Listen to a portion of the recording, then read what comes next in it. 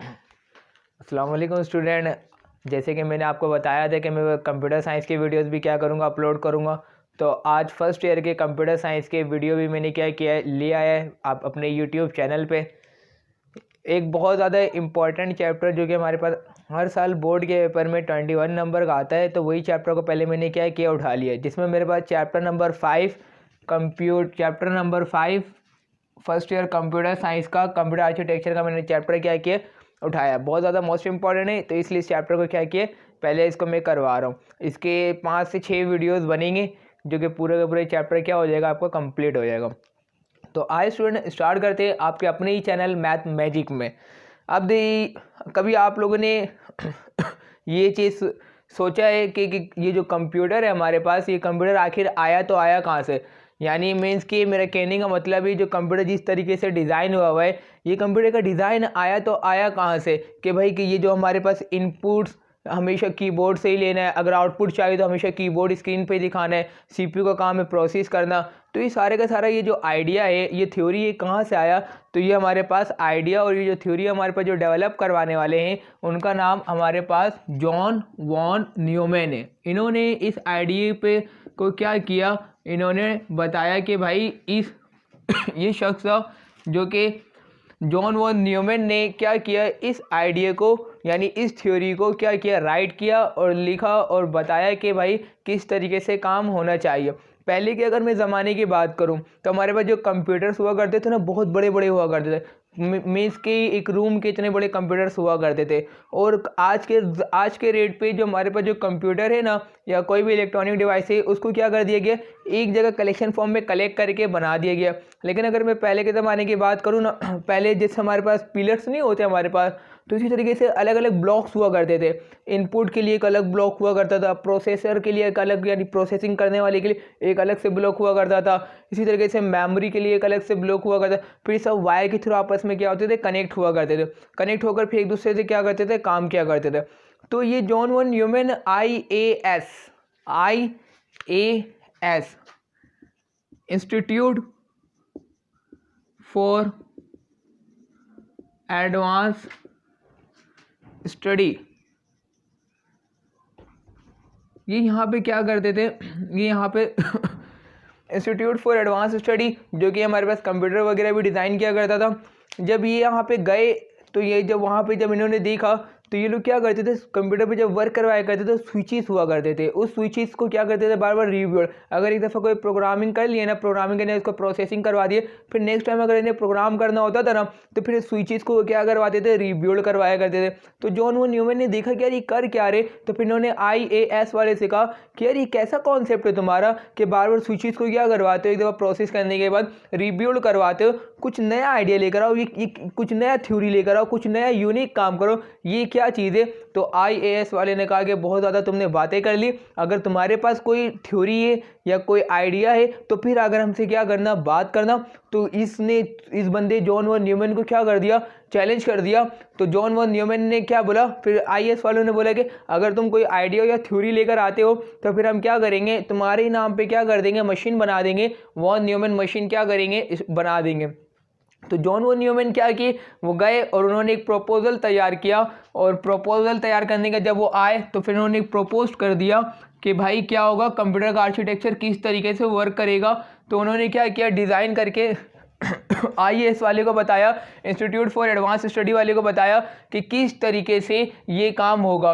9 की किताब में हमारे पास ये जो कॉन्सेप्ट जो डेवलप करवाया गया है, तो वो हमारे पास गिवन है 1945, लेकिन हमारे पास फर्स्ट ईयर में हमारे पास जो गिवन है 1951 में इन्होंने इस कॉन्सेप्ट को क्या करवाया, डेवलप करवाया। तो हम फर्स्ट ईयर की स्टडी करें, तो हमारे पास अगर MCQs आता है, तो हम क्या राइट करेंगे, 1951 में जॉन वॉन न्यूमैन ने कंप्यूटर का आर्किटेक्चर बताया कि कंप्यूटर बेसिकली होना चाहिए तो कैसे होना चाहिए। तो फिर इन्होंने डिस्कस, यानी फिर इन्होंने प्रपोजल जब तैयार कर लिया, तो प्रपोजल तैयार करने के बाद IAS वालों के पास आए और उन्होंने अपने प्रपोजल को क्या किया, पेश किया। और उसमें उन्होंने बताया कि कौन कौन से उन्हें कंपोनेंट की रिक्वायरमेंट है। पहले के ज़माने में कंप्यूटर बहुत बड़ा हुआ करते थे, तो अब उन्होंने क्या किया, कंप्यूटर को छोटा कर दिया और पहले के मुकाबले में कंप्यूटर को उन्होंने क्या किया, फास्ट बना दिया। किसने किया ये काम, जॉन वॉन न्यूमैन ने। तो उन्होंने डिस्कस किया, उन्होंने बताया कि भाई कंपोनेंट ऑफ कंप्यूटर, यानी कंप्यूटर के कंपोनेंट क्या क्या होना चाहिए। तो उन्होंने डिस्कस करते हुए बताया कि भाई कंपोनेंट ऑफ कंप्यूटर, यानी कंप्यूटर के कंपोनेंट क्या क्या होना चाहिए। तो उन्होंने बताया कि सबसे पहले हमारे पास क्या होना चाहिए, एक मेमोरी होना चाहिए, जो कि हमारे पास क्या होगा, मैन मेमोरी। उन्होंने क्या बोला कि भाई क्या होना चाहिए, मैन मेमोरी, जिसके अंदर हमारे पास पहले के ज़माने में जब एक बताए ना अलग अलग से ब्लॉक हुआ करते थे, तो ये लोग क्या करते थे अलग अलग से ब्लॉक के लिए, तो डेटा और प्रोग्राम हमारे मेमोरी में क्या होता है, स्टोर होता है। मेमोरी में कौन स्टोर होगा, डेटा और प्रोग्राम। तो पहले के ज़माने में जब ये लोग स्विचेस पे काम किया करते थे, कंपोनेंट पे काम नहीं करते थे, तो उन्होंने क्या किया था, डेटा के लिए एक अलग सा सेक्टर बनाया हुआ था और प्रोग्राम के लिए एक अलग से सेक्टर बनाया हुआ था। वो इसलिए ताकि कंप्यूटर अंडरस्टैंडिंग कर सके आसानी से कि ये जो चीज़ यहाँ से आ रहा है ये डेटा आ रहा है, और जो यहाँ से आ रहा है वो हमारे पास क्या आ रहा है, प्रोग्राम आ रहा है। तो जो उन्होंने न्यूमैन ने कहा कि यार कैसा बेवकूफ़ाना हरकत है ये कि डेटा के लिए एक अलग से ब्लॉक बनाओ, एक अलग से मेमोरी बनाओ, फिर प्रोग्राम के लिए एक अलग से मेमोरी बनाओ, फिर अगर यहाँ से आ रहा है तो प्रोग्राम आ रहा है, जगह ज़्यादा ले रहा है, टाइम ज़्यादा ले रहा है। तो उन्होंने कहा कि यार कोई ऐसा आइडिया होना चाहिए, कोई ऐसा थ्योरी होना चाहिए जो कि हमारे पास डेटा और प्रोग्राम एक ही मेमोरी में क्या हो, स्टोर हो जाए। तो फिर इन्होंने क्या किया, डेटा और प्रोग्राम के लिए एक मेमोरी बनाया, जिसका क्या नाम रखा उन्होंने, मैन मेमोरी। अब ये डेटा और प्रोग्राम में क्या डिफरेंस है, क्या चीज़ इसके अंदर है हमारे पास, डेटा और प्रोग्राम, यानी इसके अंदर हमारे पास डेटा होगा और क्या होगा, हमारे पास प्रोग्राम स्टोर करेगा। डेटा और प्रोग्राम में क्या डिफरेंस है, ये भी मैं आपको इन दोनों का फ़र्क बताते चलूँ। देखो डेटा क्या होगा, मेरे कंप्यूटर है ना, मेरे कंप्यूटर में क्या पड़ा हुआ है, MS ऑफिस का एक फ़ाइल पड़ा हुआ है, तो वो मेरा डेटा है। ऑडियो फाइल पड़ा हुआ है तो वो मेरा डेटा है। कोई मेरी तस्वीर पड़ी हुई है तो वो इमेजेस है, तो इमेजेस मेरा क्या है, डेटा है। कोई ऑडियो पड़ा हुआ है तो वो मेरा क्या है, डेटा है। अब ये प्रोग्राम क्या है, ये जो ऑडियो है, ये जो वीडियो है, वीडियो प्लेयर पे ओपन होगा, तो वो जो वीडियो प्लेयर है मेरा, तो वो मेरा डेटा नहीं है तो वो मेरा क्या है, प्रोग्राम। तो वो मेरा क्या चीज़ है, प्रोग्राम। वीडियो जिस पे चलेगा, वीडियो तो डेटा है, लेकिन वीडियो जिस पे चल रहा है तो वो चीज़ डेटा नहीं, तो वो क्या है मेरा, वो प्रोग्राम है। तो उन्होंने कहा कि ये कंप्यूटर को खुद अंडरस्टैंडिंग करना चाहिए, कंप्यूटर को खुद समझना चाहिए कि ये जो चीज़ आ रहा है ये चीज़ डेटा है और ये चीज़ क्या है, मेरे पास प्रोग्राम है। तो उन्होंने क्या किया, एक मेमोरी बनाया जिसका नाम रखा मैन मेमोरी, और मैन मेमोरी के अंदर दो चीज़ स्टोर होंगे, एक डेटा स्टोर होगा और एक प्रोग्राम। ये कॉन्सेप्ट किसको बता रहे, IAS institute for advance study वाले को जाके बता रहे कि तुम लोगों ने क्या किया, वो एक अलग अलग से ब्लॉक बनाया हुआ। मेरा जो आर्किटेक्चर है, मेरा जो प्रपोजल जो तैयार किया आर्किटेक्चर का, वो आर्किटेक्चर में क्या होगा, एक मैन मेमोरी होगा जिसके अंदर दोनों चीज़ स्टोर होंगे, डेटा प्लस प्रोग्राम स्टोर होगा। फिर उन्होंने आगे डिस्कस किया कि भाई ये जब मैन मेमोरी होगा, फिर उन्होंने कहा कि दो चीज़ और मुझे रिक्वायरमेंट होगा, दो चीज़ और चाहिए, यानी दो सेक्टर और बनाया उन्होंने, जिसके अंदर बोला कि उन्हें क्या चाहिए, ALU चाहिए, देन और क्या चाहिए, CU चाहिए। ALU जो कि मैन मेमोरी से, और ये फिर यहाँ पे इस तरीके से एंड देन इस तरीके से। फिर इन्होंने बताया कि दो चीज़ मुझे और चाहिए, क्या चीज़ चाहिए, ALU और CU। ALU मतलब arithmetic and logic unit, CU मतलब हमारे पास कंट्रोल यूनिट। बताया कि मेरा जो आर्किटेक्चर है उसके अंदर दो चीज़ और होगा, एक ALU होगा और दूसरा ये होगा CU होगा। ये अभी ALU क्या काम करेगा और CU क्या काम करेगा, फिर उसके बारे में उन्होंने प्रपोज किया। फिर उन्होंने बताया कि ALU मतलब arithmetic and logic unit, arithmetic and logic unit मतलब ये क्या करेगा, ये प्लस को ऑपरेट करेगा अर्थमेटिक में, फिर क्या करेगा, माइनस को करेगा, मल्टीप्लाई करेगा, डिवाइड करेगा। इस तरीके के अगर कोई ऑपरेशन ऑपरेट करवाना है तो हमारे पास कौन सा CPU के अंदर बंदा करेगा, A काम यानी ALU काम करेगा। एंड लॉजिक मतलब यानी less than, greater than, equal to, is not equal to. इस तरीके का अगर मुझे कोई कंपेयरिंग यानी कंपेयर करवाना है किसी चीज़ को, तो वो हमारे पास कौन काम करेगा, हमारा लॉजिकल यूनिट। अब ये CU क्या है, कंट्रोल यूनिट। इन दोनों को जब आपस में मिला देते हैं ना, तो हमारे पास क्या चीज़ बन जाता है, जब मैं इन दोनों को आपस में क्या कर दूंगा, कलेक्शन फॉर्म में कलेक्ट कर दूंगा। जैसे कि मैंने पहले अलग अलग डिस्कस किए, अब मैंने इन दोनों को मिला दिया है ना, तो ये मेरे पास क्या चीज़ बन गया है, CPU। हमारे क्या बन गए, CPU। आप लोगों को मैं CPU अलग से थोड़ा सा डीपली में समझाऊं। ये चीज़ मेरे क्या है, CPU के अंदर 4 चीज़ होता है। पहला होता है हमारे पास ALU, दूसरा पार्ट है हमारे पास CU, फिर तीसरा पार्ट है हमारे पास कैशे, चौथा पार्ट होता है हमारे पास रजिस्टर। CPU के अंदर 4 इन्होंने बंदे को क्या क्या बैठाया। ALU मतलब arithmetic and logical unit. CU का क्या काम है, बोलते हैं ना ब्रेन। CPU क्या कहलाता है, brain of the computer. Why brain of the computer, देखो हमारे ह्यूमन बॉडी है ना, अल्लाह ताला ने ह्यूमन बॉडी में क्या किया, ब्रेन का कोई मकसद बनाया। ब्रेन का काम है, देखो मैंने ये जो हैंड ऊपर किया, मैं बोल रहा हूँ, मैं देख रहा हूँ, ये सारे इंस्ट्रक्शन कहाँ पे कैसे आ रहा है हमारे पास, ये इंस्ट्रक्शन हमारा ब्रेन दे रहा है। कौन इंस्ट्रक्शन दे रहा है, हमारा ब्रेन दे रहा है कि भाई आइस को अब देखना है, माउथ को बोलना है, हाथ को हिलाना है, ये सारे इंस्ट्रक्शन हमें कौन दे रहा होता है, हमारा ब्रेन दे रहा होता है। इसी तरीके से CU का क्या काम है, CU खुद कुछ नहीं करता। CU बेसिकली सारे कंपोनेंट से काम करवाता है कि रैम को क्या करना है, ALU को क्या काम करना है, इनपुट आउटपुट यूनिट को क्या करना है। यानी हर एक एक बंदे से अगर जो काम करवाने वाला जो शख्स है, उसका नाम इन्होंने क्या रखा हुआ है, CU। CU खुद कुछ नहीं करेगा, वो क्या करेगा, इंस्ट्रक्शन को बताएगा कि भाई ये इंस्ट्रक्शन कहाँ पे जाएगा, ये इंस्ट्रक्शन रैम के बाद से फिर किस में जाना है, हार्ड डिस्क में जाना है, मेमोरी में जाना है, प्राइमरी मेमोरी में जाना है, सेकेंडरी मेमोरी में जाना है। ये सारा का सारा काम जो होता है किसका होता है, हमारे पास CU का होता है। फिर उन्होंने उसके बाद डिस्कस किया कि भाई एक और मुझे चीज़ चाहिए, जिसका नाम मेरे पास क्या है, उन्होंने बताया IO यूनिट। इनपुट और आउटपुट डिवाइसेस चाहिए इनको। उन्होंने बोला कि भाई मुझे एक और चीज़ चाहिए, जिसका मेरे पास क्या नाम है, input and then output unit. उन्होंने बोला अच्छा भाई ये इसका क्या काम होगा, भाई IS वालों ने पूछा।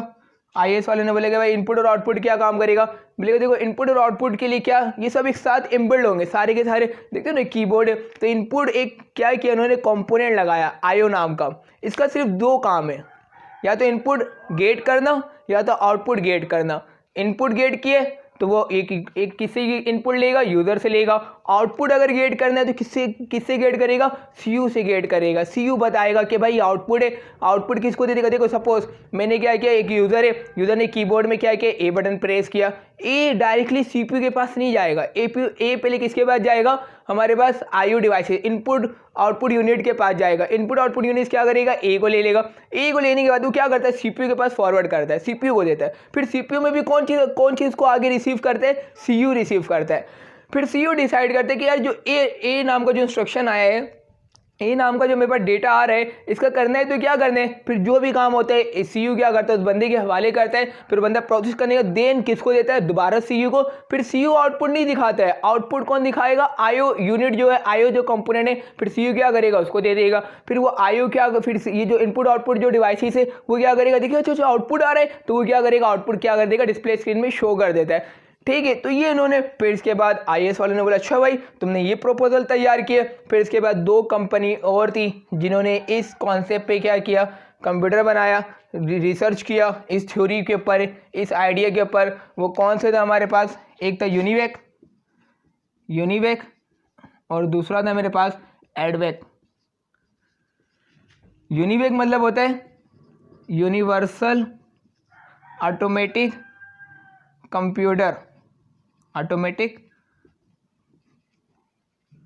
कंप्यूटर और एडवेक का मतलब होता है electronic discrete variable automatic computer.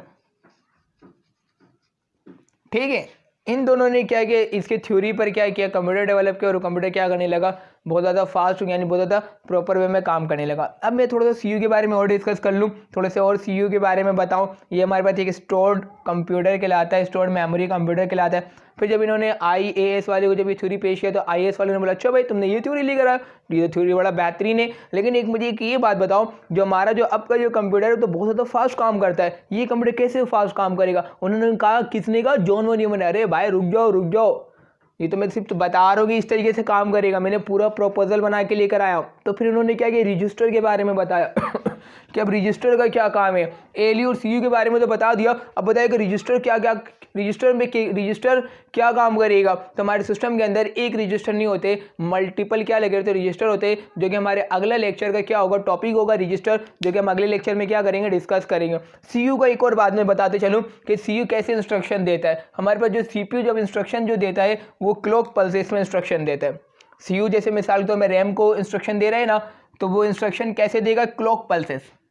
कैसे देगा इंस्ट्रक्शन, क्लॉक पल्सेस। सर मतलब क्लॉक पल्सेस मतलब नहीं समझ पा रहे, देखो क्लॉक पल्सेस कैसे इंस्ट्रक्शन देता है, वो क्लॉक पल्सेस के फॉर्म में। सर क्लॉक पल्सेस बोले तो मतलब देखो अब मेरा CPU ने क्या किया, CPU को कोई इंस्ट्रक्शन मिल गया, सपोज CPU को कोई इंस्ट्रक्शन मिल गया, तो CPU ने क्या किया, मतलब CU को जब कोई इंस्ट्रक्शन मिल गया ना, तो CU क्या काम करेगा, रैम को डिलीवर करना है, रैम को देना है। तो रैम को कैसे देगा, वो क्लॉक पल्सेस मतलब 0 या 1 के फॉर्म में। अगर 1 दे रहा है तो इसका मतलब वो सिग्नल जा रहा है। अगर अब रैम से काम नहीं लेना है तो वो 1 डिलीवर नहीं करेगा, तो फिर क्या ट्रांसफर करना शुरू कर देगा, 0 ट्रांसफर करना शुरू कर देगा। तो MCQs में आता है हमारे पास ये जो CU जो डेटा जो दे रहा होता है या इंस्ट्रक्शन जब आगे डिलीवर कर रहा होता है वो किस फॉर्म में कर रहा होता है, क्लॉक पल्सेस के फॉर्म में कर रहा होता है। ठीक है, तो ये जॉन वॉन न्यूमन का आर्किटेक्चर का कॉन्सेप्ट है, जो कि आज के रेट पे टिल टुडे आज तक जितने भी कंप्यूटर बनते हैं वो सारे के सारे जॉन वॉन न्यूमन के थ्योरी और आइडिया पे क्या कर रहे होते, कंप्यूटर बन रहे होते। अगर आपको मेरी वीडियो अच्छी लगी तो आप अपने दोस्तों के साथ शेयर करें, लाइक करें, कमेंट करें और मुझे सपोर्ट करें, ताकि मैं क्या कर सकूं, आपकी सपोर्ट की वजह से मैं और वीडियोस बनाकर अपलोड कर सकूं और आप लोगों की तालीम को क्या करवा सकूं, कंटिन्यू करवा सकूं। शुक्रिया, अल्लाह हाफिज़।